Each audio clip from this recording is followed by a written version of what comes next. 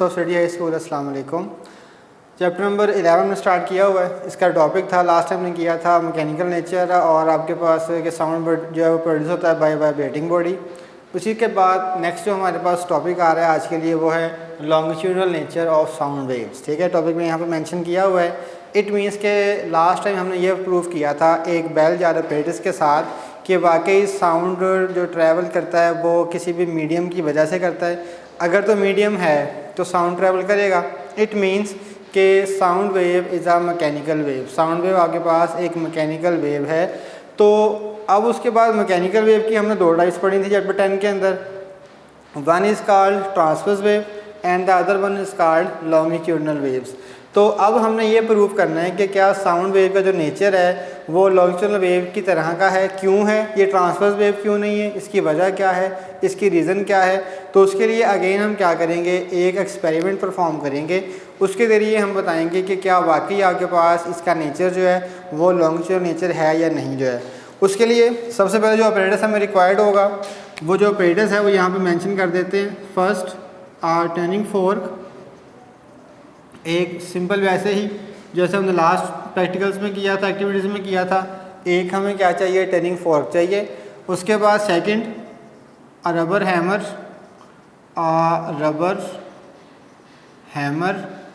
एक rubber hammer चाहिए होगा हमें जो है। ठीक है, ये दो बॉडीज़ हो गई। अब हमने इसको ड्रा करते हैं। जब ड्रा करेंगे तो देखें यहाँ पे this one is called a turning fork. ठीक है, ये आपके पास टर्निंग फोर्क है। और जब हम क्या करेंगे, इसको रबर हैमर से इसकी प्रॉन्ग्स कौन सी थी, कल मैंने आपको बताया था this one and this one, these are called the two prongs of tuning fork. ठीक है, वर्ड जो मैं यहाँ पे एब्रीवेट कर रहा हूँ वो आपके पास वर्ड क्या है, prong, PRONGE। This one and this one is the prongs of tuning fork. ये ट्यूनिंग फोर्क की दोनों क्या हैं, प्रॉन्ग्स हैं।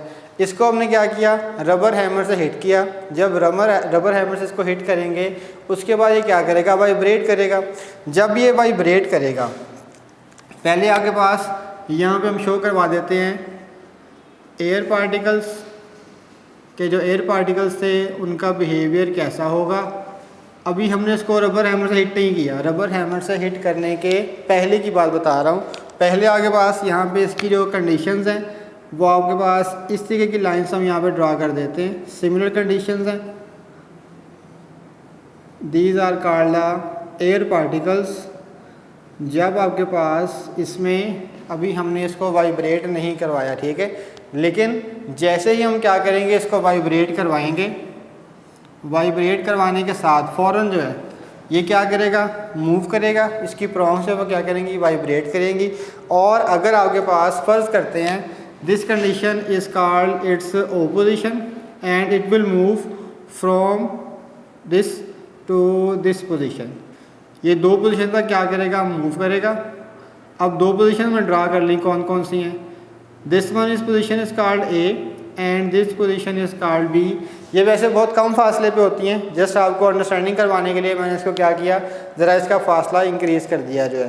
तो जब इसका फासला इंक्रीज़ किया तो हमने कहा कि it will vibrate from O to A and O to B।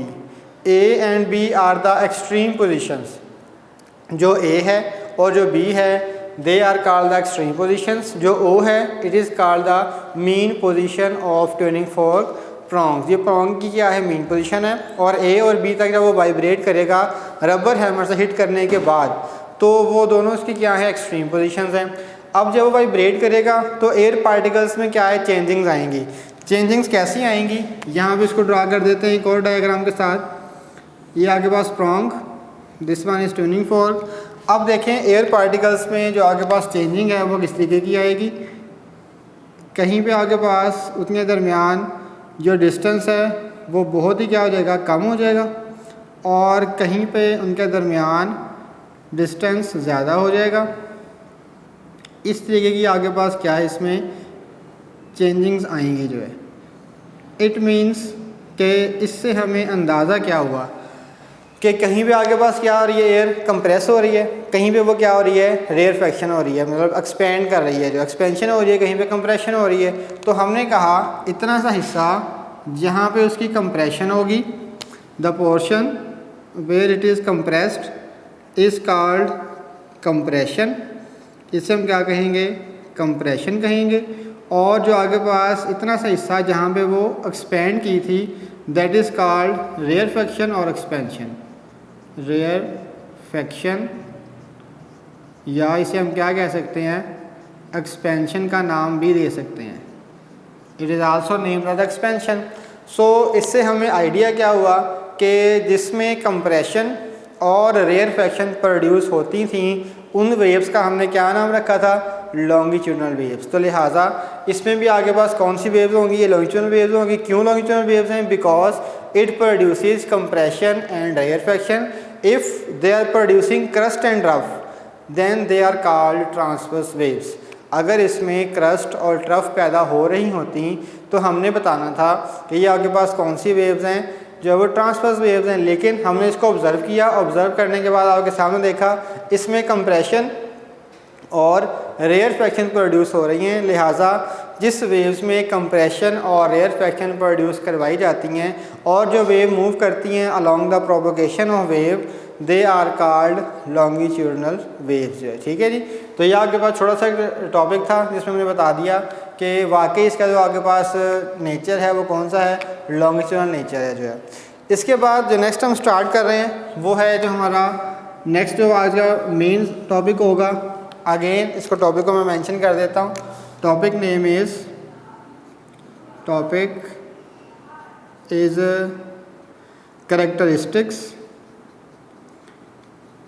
Characteristics of sound wave, के साउंड वेव की जो कैरेक्टरिस्टिक्स हैं वो क्या क्या हैं, वो हमने क्या करनी है, डिस्कस करनी है वन बाय वन, जो है। पहले हम बता देंगे कि how many characteristics of sound waves, और उसको किस किस तरीके से हम क्या करेंगे, डिस्कस करेंगे, जो है। तो इसमें पहले बता दूं आपको कि it has 4 characteristics. One is called loudness, second one is named as a pitch, third one is named as a quality, and fourth one is named as a intensity। ठीक है जी। These are the characteristics of sound waves। इन्हें हम कहते हैं कि ये आपके पास sound wave की क्या हैं, कैरेक्टरिस्टिक्स हैं। अब इनको हम क्या करते हैं, वन बाय वन डिस्कस करते हैं। सबसे पहले हम डिफाइन करेंगे लाउडनेस को, कि व्हाट इज़ लाउडनेस। लाउडनेस किसे कहा जाता है, इसका सिंबल क्या है, और इसको किस तरीके से हम क्या कर सकते हैं, डिस्टिंग्विश कर सकते हैं। हमने कहा सबसे पहले डेफिनेशन में हम ये बताएंगे कि loudness is the characteristics of sound. पहली बात तो ये कि ये आपके पास खासियत है साउंड वेव की। फर्स्ट थिंग इज़ कि it is the characteristics, it is the characteristics of sound wave. ये साउंड वेव की क्या है, कैरेक्टरिस्टिक्स हैं। फर्स्ट पॉइंट इसमें ये हो गया, which is use to distinguish, जिससे हम यूज़ करते हैं फ़र्क पैदा करने के लिए, to distinguish between loud and faint sound, loud and faint sound. It means कि आपके पास एक ऐसी प्रॉपर्टी है साउंड वेव की जिसे हम क्या करते हैं, यूज़ करते हैं। किस लिए यूज़ करते हैं, टू डिस्टिंग्विश, ताकि हम फ़र्क पैदा कर सकें किसके दरमियान, between loud and faint sound. Loud means ऊंची आवाज़ और फेंट मीन्स मध्यम आवाज़, धीमी आवाज़, जो है। इट मीन्स के लाउड और फेंट साउंड के दरमियान जो हम यहाँ पे चीज़ पैदा कर रहे हैं, प्रॉपर्टी को डिस्कस कर रहे हैं, that property is called loudness, that is used to distinguish between loud and faint sound. दोबारा बता दूं आपको, लाउड हम कहते हैं ऊंची आवाज़ को, और फेंट हम कहेंगे मध्यम आवाज़ को, कम आवाज़ को, धीमी आवाज़ को। जो इन दोनों में डिफ्रेंशिएट करती है उस प्रॉपर्टी का, उस कैरेक्टरिस्टिक्स का नेम क्या है, लाउडनेस से। ठीक है। फिर हम आगे ये बताएंगे कि loudness depends on 3 factors. It depends on 3 factors, it depends on further 3 factors। ये मज़ीद आपके पास 3 फैक्टर्स पे क्या करती है, डिपेंड करती है। और वो 3 फैक्टर्स कौन कौन से होंगे? One is called amplitude, second one is called distance and third one is called surface area या सिंपल एरिया जो है, it is also named as surface area या सिंपल आप एरिया का नाम भी दे सकते हैं।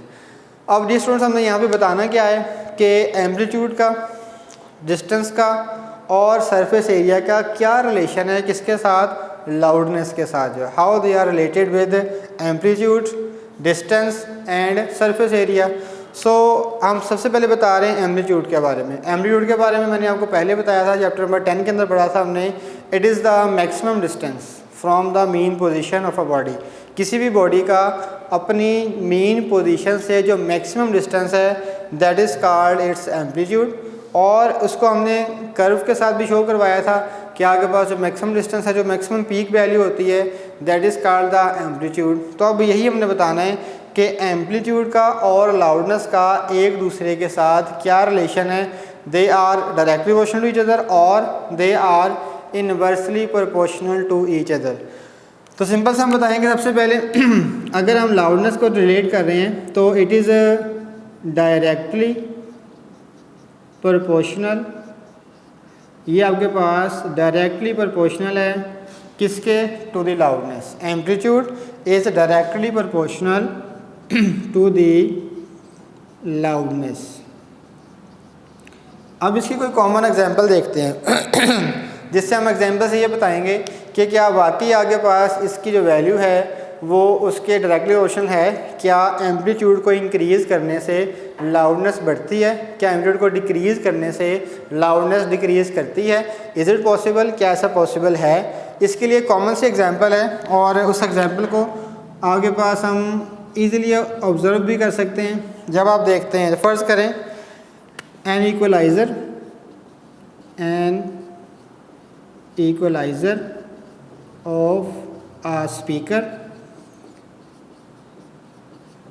किसी भी स्पीकर है आपके पास कोई, ठीक है, स्पीकर है, उसकी अगर हम क्या कर रहे हैं, इक्वलाइज़र को कम या ज़्यादा करें। इक्वलाइज़र का मीनिंग क्या होता है, बेसिकली उसमें से हम उसकी बेस वगैरह कम करते हैं, उसमें जो आपके पास ट्रांस का म्यूज़िक है, डिफरेंट आपके पास चीज़ें हैं, उसको जब हम कम और ज़्यादा करते हैं, या बेसिकली हम ये कह सकते हैं कि उसका जो वॉल्यूम है, वॉल्यूम डिक्रीज़ और इंक्रीज़ जो करते हैं that is called it's. Equaliser लगा होता है, उसमें से हम क्या करते हैं, उसको डिक्रीज़ इंक्रीज़ करते हैं। वो जो वॉल्यूम इंक्रीज़ कर रहे हैं वो बेसिकली हम उसके बैक एंड पे क्या कर रहे होते हैं, उसका एम्पलीट्यूड इंक्रीज़ कर रहे हैं। अगर उसका एम्पलीट्यूड इंक्रीज़ करता है उसकी आवाज़ ज़्यादा हो जाती है, लाउडनेस क्या है, बढ़ जाती है। अगर हम उसकी एम्पलीट्यूड या उसका वॉल्यूम डिक्रीज़ कर रहे हैं तो ऑटोमेटिकली उसकी लाउडनेस क्या होती है, कम हो जाती है। और ये जो आपके पास सर्किट है ये सिर्फ और सिर्फ स्पीकर्स में, जहाँ भी स्पीकर्स हैं, चाहे वो मोबाइल फ़ोन्स हैं, चाहे वो लैपटॉप्स हैं, चाहे वो आपके पास CPUs वगैरह हैं, कहीं पे भी जहाँ पे भी इसको यूज़ किया जाता है स्पीकर को, वहाँ पे उसका वॉल्यूम कम या ज़्यादा किया जाता है। वो बेसिकली जो वॉल्यूम हम कम ज़्यादा कर रहे हैं उसके बैक एंड पे जो सर्किट है वो आगे पास बेसिकली वही बता रहा है कि इसका एम्पलीट्यूड कब कम होगा और कब ज़्यादा होगा। ठीक है, अगर कम करेंगे तो उसकी लाउडनेस भी कम हो जाएगी, अगर ज़्यादा करेंगे तो उसकी लाउडनेस भी क्या है, इंक्रीज़ कर जाएगी जो है। इसके बाद नेक्स्ट आ रहे हैं डिस्टेंस के ऊपर कि व्हाट इज़ डिस्टेंस, के डिस्टेंस का जो रिलेशन है वो इसके साथ कैसा होगा। अगर आपके पास फ़र्ज़ करते हैं, डिस्टेंस का पहले बता दूं कि ये डायरेक्टली है या इन्वर्सली, तो हम यहाँ पे लिखेंगे it is inversely proportional to the loudness, कि ये लाउडनेस के क्या है, इन्वर्सली प्रोपोर्शनल है। इससे हम कैसे साबित करेंगे, साबित हमने ऐसे किया, फ़र्ज़ करते हैं कि मस्जिद में अज़ान हो रही है, ठीक है, फ़र्ज़ करते हैं कि आपके पास यहाँ पे मस्जिद है, it is a mosque, and यहाँ से आपको अज़ान जो है वो क्या है, सुनाई दे रही है। और यहाँ पे आपके पास क्या है, एक लिसनर है, कोई सुनने वाला खड़ा है, उसको अज़ान सुन रहा है जो है। अब जैसे जैसे वो मस्जिद से करीब आता जा रहा है, इट मीन्स कि डिस्टेंस क्या है, कम होता जा रहा है, फासला कम होता जा रहा है। फासला कम होता जा रहा है तो दूसरी चीज़ क्या है, बढ़ती जा रही है। दूसरी चीज़ कौन सी थी, लाउडनेस। आवाज़ क्या है, बढ़ती जा रही है। जैसे जैसे हम क्या है मस्जिद के करीब आते जा रहे हैं, फासला कम होता जा रहा है और जो आवाज़ है, लाउडनेस है, वो क्या है, बढ़ती जा रही है। इट मीन्स कि they are inversely proportional to each other. अब इसके ऑपोजिट भी ऐसा ही है। ऑपोजिट कैसे होगा, फ़र्ज़ करते हैं अगर हम क्या कर रहे हैं, मस्जिद से दूर जाते जा रहे हैं, फासला बढ़ता जा रहा है। अगर फासला बढ़ता जा रहा है तो लाउडनेस क्या होती जा रही है, कम होती जा रही है जो है। इट मीन्स कि loudness and distance are inversely proportional to each other. ठीक है, यहाँ पर साथ में मेंशन कर देता हूँ ताकि आपको पता चल जाए। इट इज़ अ मॉस्क, ये हमने मस्जिद की एग्जांपल दी। And it is a some listener, ये कोई लिसनर है जो उस आवाज़ को क्या कर रहा है, वहाँ पे सुन रहा है जो है। उसके बाद थर्ड है जो आगे पास नेक्स्ट, वो है जी about surface area. Surface area का क्या रिलेशन है, surface area is directly proportional, is directly proportional, it is directly proportional to the loudness। इसका लाउडनेस के साथ क्या है, डायरेक्ट रिलेशन है। इसकी एग्जांपल क्या बनेगी, इसकी एग्जांपल सिंपल सी, अगर आपके पास हम स्पीकर्स को यूज़ कर रहे हैं, स्पीकर्स के आगे पास अगर फ़र्ज़ करें साइज़ छोटा है, अगर साइज़ छोटा है उसका साउंड भी कम होगा। साउंड कम क्यों होगा, क्योंकि उसका साइज़ स्मॉल है। साइज़ मीन्स उसका एरिया स्मॉल है। अगर उसका एरिया स्मॉल है तो उसकी लाउडनेस भी क्या है, कम है। अगर उसका एरिया इंक्रीज़ कर दिया हमने, एरिया मींस उसका सरफेस एरिया इंक्रीज़ कर दिया, उसका साइज़ इंक्रीज़ कर दिया, स्पीकर साइज़ में बड़ा है तो उसका लाउडनेस भी क्या होगी, ऑटोमेटिकली ज़्यादा होगी। ठीक है, तो ये सिंपल सी आगे पास ड्रम है, ड्रम की आगे पास साइड है। अगर ड्रम बड़ा है, उसका सरफेस एरिया ज़्यादा है तो उसमें से जो साउंड प्रोड्यूस होगा, लाउडनेस जो होगी उसकी वो भी ज़्यादा होगी। अगर ड्रम छोटा है, उसका एरिया कम है, अगर एरिया कम है तो उसकी जो लाउडनेस है वो भी क्या होगी, कम होगी। इट मीन्स कि loudness and surface area both are directly proportional to each other. दोनों के दोनों एक दूसरे के डायरेक्टली प्रोपोर्शनल है। इसके एग्जांपल हम ये लिखेंगे, area of a drum, area of a drum is smaller. अगर वो स्मॉलर है, it means it has smaller और लेस लाउडनेस। इसकी जो आगे पास लाउडनेस है वो भी क्या होगी, कम होगी। और इसका जो एरिया, अगर एरिया ज़्यादा करेंगे तो लाउडनेस भी क्या हो जाएगी, ज़्यादा हो जाएगी। सो ये आपके पास फर्स्ट कैरेक्टरिस्टिक्स थी लाउडनेस की, जिसमें हमने बताया कि लाउडनेस हमें किसके बारे में डिफ्रेंशिएट करता है और जो लाउडनेस है वो आगे मज़ीद किन फैक्टर्स पे जो है वो क्या करता है, वर्क करता है जो है। तो इसके बाद नेक्स्ट हम स्टार्ट कर रहे हैं इसकी सेकंड प्रॉपर्टी, वो है जी अबाउट पिच। पिच के बारे में है वो। इसमें भी हम क्या करेंगे, इसकी डेफिनेशन को डिफ़ाइन करेंगे। सबसे पहले जैसे हमने लाउडनेस को डिफ़ाइन किया था, सेम एज इट इज़ उसको भी वैसे ही डिफ़ाइन करेंगे जो है। इसमें हमने ये बताया, first thing it are characteristics, it is are characteristics of sound, कि ये साउंड की क्या है, कैरेक्टरिस्टिक्स है। Which is use to distinguish, which is use to distinguish, distinguish मतलब डिफ्रेंशिएट करना, फ़र्क बताना। वहाँ पे भी मैंने वही वर्ड यूज़ किया था, यहाँ भी वही यूज़ किया है। इसकी जगह पे डिफ्रेंशिएट का वर्ड भी यूज़ किया गया है बुक पे, तो उससे कंफ्यूज नहीं होना। डिस्टिंग्विश और डिफ्रेंशिएट का मीनिंग एक ही है, जो फ़र्क ही बताना है आपने। डिस्टिंग्विश का मतलब यही है डिफ्रेंशिएट करना, और डिफ्रेंशिएट का मतलब यही है डिस्टिंग्विश करना। दोनों में फ़र्क ही बताना है, मीनिंग दोनों का सेम है। तो वहाँ पे क्या था, लाउडनेस में था about loud and faint sound, यहाँ पे था लाउड एंड फेंट साउंड। अब यहाँ पे जो डिस्टिंग्विश किया जाएगा, इट इज़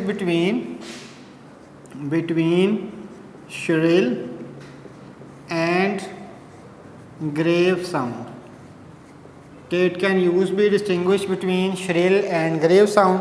श्रिल मीनिंग बारीक आवाज़, बारीक आवाज़ में, और भारी आवाज़ में, दोनों में डिफ्रेंशिएट करने के लिए हम क्या करेंगे, पिच को डिफ्रेंशिएट करेंगे। पिच आपके पास एक ऐसी प्रॉपर्टी है जो हमें इन दो आवाज़ों के दरमियान फ़र्क बताती है। उस प्रॉपर्टी का नाम क्या है, पिच ऑफ साउंड। और वो दो आवाज़ें कौन कौन सी हैं, वन इज़ श्रिल साउंड, बारीक आवाज़, and the other one is grave sound, भारी आवाज़। यानी कि भारी आवाज़ में और बारीक आवाज़ में जो डिफ्रेंशिएट करके हमें बताएगी उस कैरेक्टरिस्टिक्स का नाम क्या है, पिच ऑफ साउंड। इसके बाद ये भी आपके पास डिपेंड करती है, हम बताएंगे कि जो पिच है इट डिपेंड्स ऑन फ्रीक्वेंसी। इसका सिर्फ एक ही फैक्टर है, इट डिपेंड्स ऑन या सिंगल फैक्टर। वहाँ पे लाउडनेस के क्या थे, 3 फैक्टर्स थे, 3 फैक्टर्स पे वो डिपेंड करते थे, लेकिन यहाँ पे इसका एक ही फैक्टर है, it will depend only on frequency. अब हम बताते हैं कि फ्रीक्वेंसी का इसके साथ क्या रिलेशन है, फ्रीक्वेंसी कैसे इसके साथ क्या करती है, रिलेट करती है। तो उसमें हमने ये बताना है कि frequency is directly proportional, frequency is directly proportional to the pitch जो है कि पिच ऑफ साउंड का ये क्या है, बिल्कुल डायरेक्टली प्रोपोर्शनल है। अगर वो उसका डायरेक्टली प्रोपोर्शनल है तो फिर हमने बताना इसका रिलेशन क्या क्या होगा। मीन्स के कोई एग्जांपल दें जिससे हमें क्लियर हो कि क्या वाकई इट इज़ डायरेक्टली प्रोपोर्शनल और इन्वर्सली प्रोपोर्शनल जो है। तो हमने बताना है सिंपल से example, there are 2 types of voices. हम एग्जांपल के तौर पे ले रहे हैं यहाँ पे example, voice of childrens, voice of ladies और चिल्ड्रन, यानी कि बच्चों की आवाज़ और जो ख़वातीन हैं लेडीज़ उनकी आवाज़, उसके बारे में। और सेकंड जो है वो हम ले रहे हैं अबाउट वॉइस ऑफ मैन।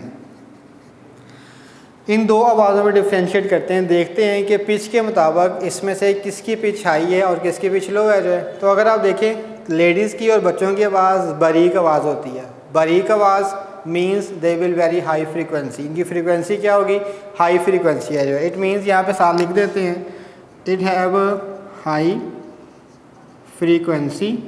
अगर फ्रीक्वेंसी हाई है तो ऑटोमेटिकली इनकी जो पिच है वो भी क्या होगी, वो भी हाई होगी, because frequency and pitch are directly proportional to each other. और वॉइस ऑफ मैन जो है इसकी आगे पास क्या होगी, लो फ्रीक्वेंसी। अगर लो फ्रीक्वेंसी है it means it have low pitch, इनकी पिच भी क्या होगी, लो होगी, क्योंकि इनकी आवाज़ भारी होती है और इनकी आवाज़ क्या है, बारीक आवाज़ है, श्रिल साउंड है, और इनकी क्या है, ग्रेव साउंड है। तो इस तरह की प्रॉपर्टी जो हमें इन दोनों के बारे में डिफ्रेंशिएट करके बताती है, उस प्रॉपर्टी का नाम हमने क्या रखा हुआ है, पिच। और पिच खुद क्या है, it is one of the characteristics of sound.